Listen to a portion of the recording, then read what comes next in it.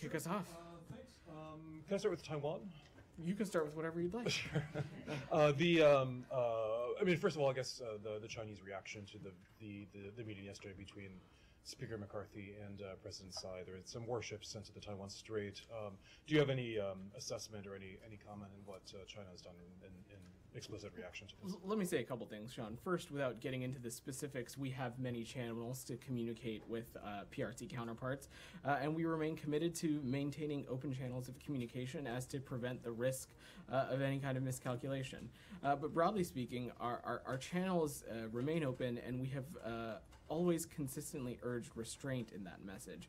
The US and the PRC have differences when it comes to Taiwan, but we've managed those differences for over 40 years. Peace and stability across the Taiwan Strait are not only long-standing US interests, but they are also global interests and interests of global concern.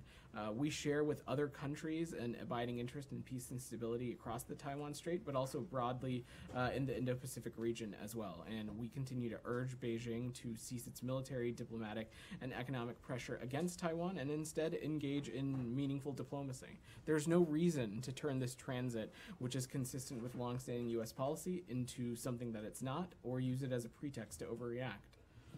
I'll take your advice. I'm not asking too many follow-ups today, but we said that you're urging Beijing not to use military diplomatic pressure on Taiwan.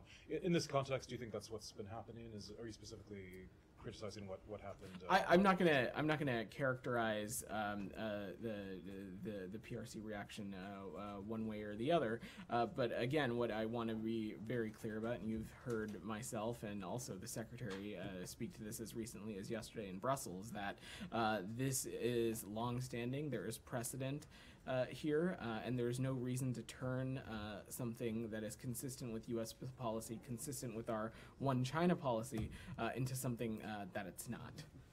Ian, go ahead. We haven't seen too much reaction from China compared to the military exercises and the response that we saw when Pelosi visited, former House Speaker Pelosi visited Taiwan.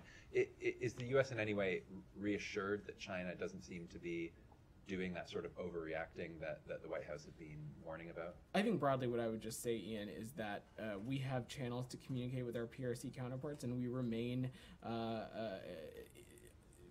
open to those channels of communications as to prevent any risk or miscalculation. And you'll know, Ian, that this is something the Secretary has raised consistently in every engagement interaction that he's had with his counterparts in the PRC, but also we've done so at other levels as well. Daphne. Thank you.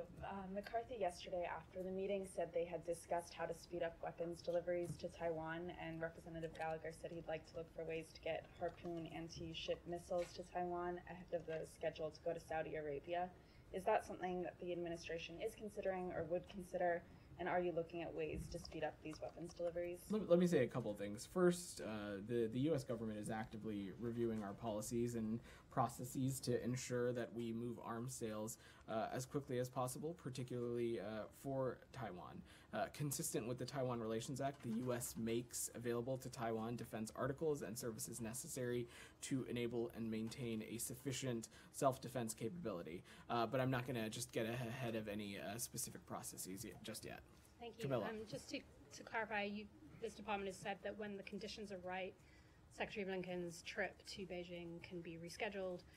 That continues to be the case. And when you say that you have channels to talk to the PRC, this meeting again between McCarthy and the Taiwanese president in no way is a factor determining the timing or when that trip might be rescheduled. You don't see it as it's certainly not a factor on our end. Again, we maintain these open lines of communication. We have been quite clear since a couple of months ago when the trip got rescheduled that we intend to put it back on the calendar when conditions allow. It's something the Secretary had the opportunity to mention to his counterpart, State Councilor Wang Yi, and it's something that we continue to be very clear about as well.